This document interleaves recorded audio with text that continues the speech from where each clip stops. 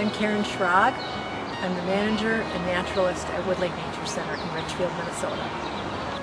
I love working in an urban nature center, a community-based nature center, because we represent the environment that most people live in but might not know. So as people walk in these gates, they enter the world of nature that's right in their own backyard. The goal of the Wild Edible class is to get people, especially kids, excited about plants and how they can teach us about how they help the earth and how they help us live.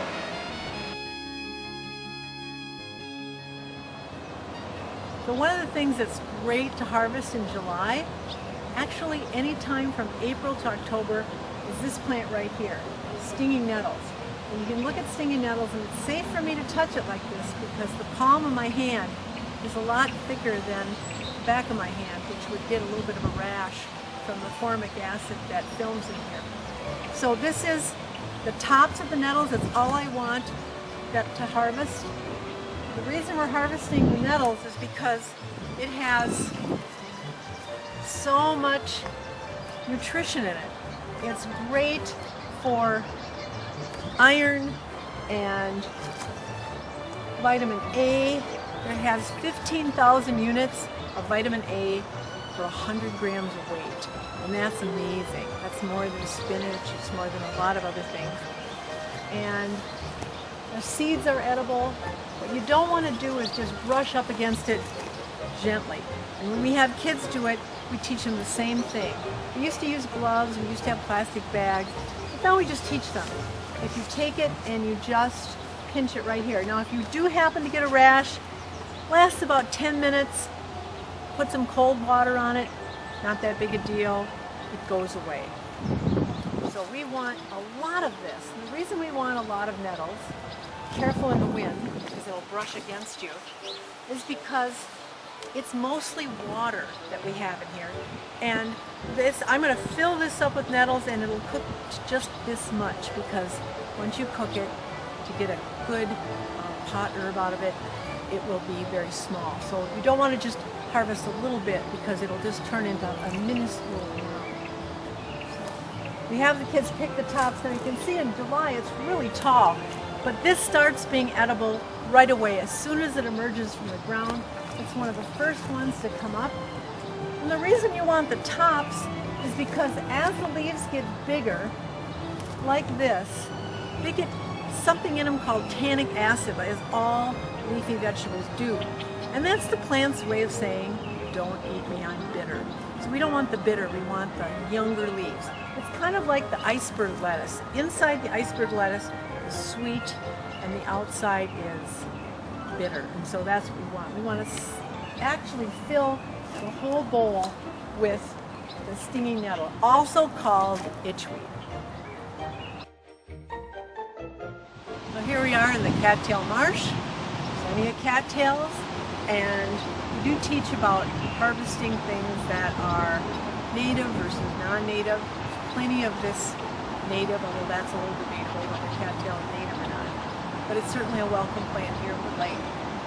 But there's plenty around. We say if you find 10, then you can pick one. We certainly have more than 10 around us. So the part of the cattail plant that we're going to harvest today is the stalk. So we want a smaller one because in July this part can get a little woody. It never gets poisonous or anything. But what you want to do is eat the white part and peel back the outer part. And this part is actually called a raw edible. So I can take this right now and eat it. It tastes like a raw cucumber. And this is great either in salads or in a stir fry. So it's really a nice plant. So I just take my fingers and pinch it out, and then the rest just decomposes. I'll put that in and harvest it.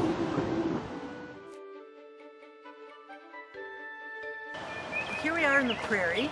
So we've changed habitats from the wetland to the prairie. And this very easy to identify plant is called prairie sage. And if you can just smell it, I always tell kids, let it pass the smell test because it smells like sage and it is a spice. So we don't want a lot of it It's just something that will give flavor to the stir fry. But what you want to do is eat the white part and then peel back the outer part. And this part is actually right at our feet.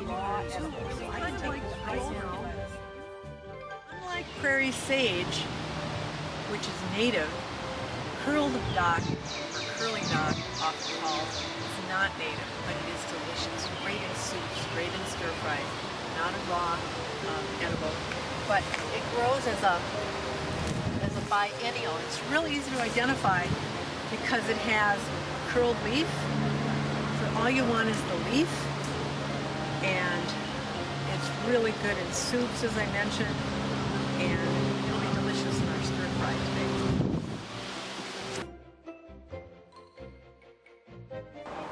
Here we are at the woods, and right at our feet are two really nice edibles. Both can be eaten raw, put in salads.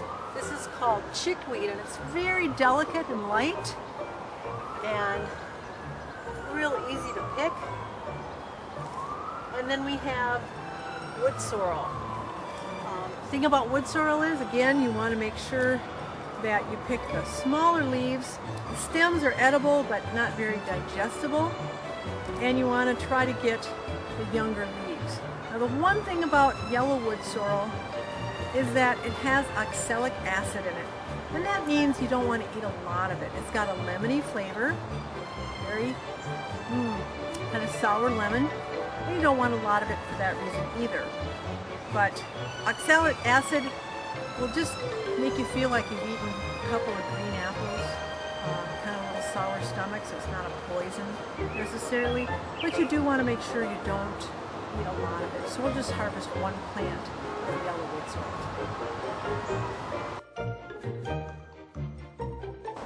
So we're here in the woods again, and this is a plant we don't want in our woods. It's called garlic mustard. So the more I can convince you that it's delicious and really a great addition to things like hummus and stir fries, soups, stews, maybe people will come and harvest it. But please pull it from the roots.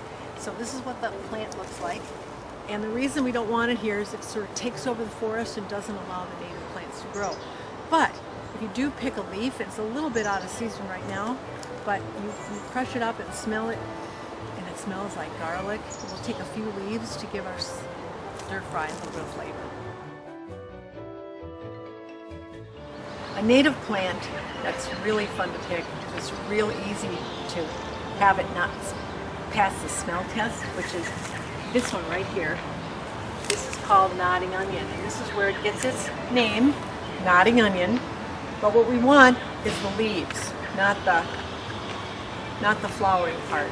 And they look a lot like chives, but if you smell it, it smells like onion, you know you have the right thing. Now it is native, so you have to make sure, always knowing where you're going to harvest it, do you have permission to harvest it, and it adds a lot to your stir fry. The first thing you have to do when you bring plants inside is to wash them.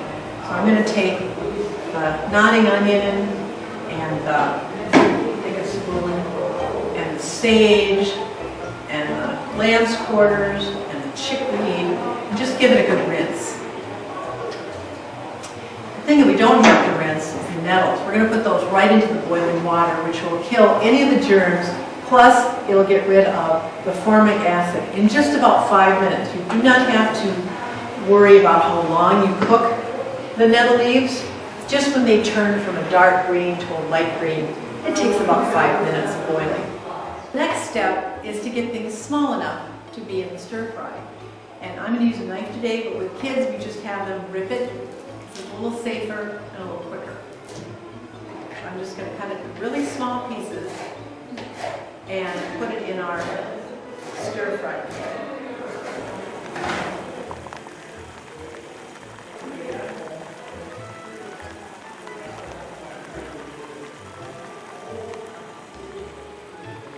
The nettles are done cooking, and the really neat thing about nettles is that the water is now a tea that you can drink. I would add a little honey to it because it's a little bitter, but it's so full of things that are great for you. People who have allergies sometimes are helped by drinking nettle tea. And here's the deal, it's free in most places, and they charge you at the stores for nettle tea. So don't let anybody tell you there's no such thing as a free lunch, because there is. So we're going to start with just frozen vegetables, and this is what we do with our students as well, because we want to teach that wild edibles don't necessarily have to stand on their own. They can be added to what we call normal food that you have to buy. And these, of course, are organic. You should buy organic whenever you can, because that means it hasn't been sprayed with chemicals that are bad for us and bad for the bees and bad for the environment. So we're going to add our vegetables, and then we're going to add our stir-fry vegetables, which are things that we harvested. Notice I don't call them weeds or even plants. I just call them vegetables. That way it seems a lot more normal to eat them, at least the people who like vegetables. So to make a stir-fry and keep it really simple, I would like we really put 3 ingredients in our stir-fry. One is ginger, which comes from a native plant, comes from the root of the ginger plant. We put a little ginger in there, which kind of has a pungent flavor. And then we put in tamari sauce. Now this is a gluten-free soy sauce, which a lot of kids today and adults have allergies and choose not to eat it. So we want to flavor that. That's another pungent or sour flavor. And then we want to complement that with something I call the golden liquid. This is maple syrup made right here at Wood Lake Nature Center in February and March. We did about 21 gallons this year, and we just put a little bit of that sweet flavor in there just to balance out the sour taste of the soy sauce and the ginger. So the vegetables are pretty well cooked. You don't want to overcook them because they get a little sort of soggy. And you can see the steam rising. Keep moving them around. We actually let kids do some of the cooking. And I'm just going to add a protein here. This happens to be something called Veggie Bites. It's got protein like quinoa and other grains in there. And I'm just going to add that so that it's really a whole meal. This is something we don't do when we cook with kids, because we have usually about 45 to 55 kids that we cook for at a time, and that gets a little expensive. So just wanted to show that if anybody who is interested in cooking, they can make their meal a whole meal without having to do a whole lot of extra work. The stir fries are so simple. 3 ingredients, move it around, don't burn it, and put it over some kind of a substrate like rice, which we're going to do today, or any kind of thing that you normally would do. Some people put it over Chinese noodles, which we do in our classroom, and you could put it over quinoa, cama, any of the wonderful grains that we have available to us in the U.S. today. Doesn't that look pretty? I don't want people to think that the only thing you can make with wild edible plants is stir fry. You can take anything that's pretty standard, like mashed potatoes, and make it more interesting and also more nutritious. So I'm going to take these mashed potatoes and I'm going to add some of the same vegetables that we added in the stir fry and make the mashed potatoes much more interesting, much more flavorful, because there's onion in there, nodding onion, and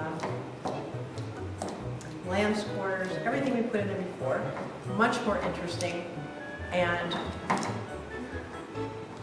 might want to add even just a little bit of tamari sauce to it. And then we're going to add a little bit of gravy, which I made ahead of time. There you go. And we have a dish of mashed potato and gravy that's been made more interesting and flavorful and more nutritious by adding wild edibles. So when it's all done and cooked through, it's time to put it over whatever substrate you have. And this is the dish we're making today is over rice. This is something you could serve family, friends, and know that the best part part is that you've got to love your weeds and didn't see them as the enemies that need to be sprayed with. Now, sometimes we get put over things like Chinese needles. This is what we use with kids, but again, it's a lot easier, a lot quicker to do when you have 55 kids and you put them back in your school.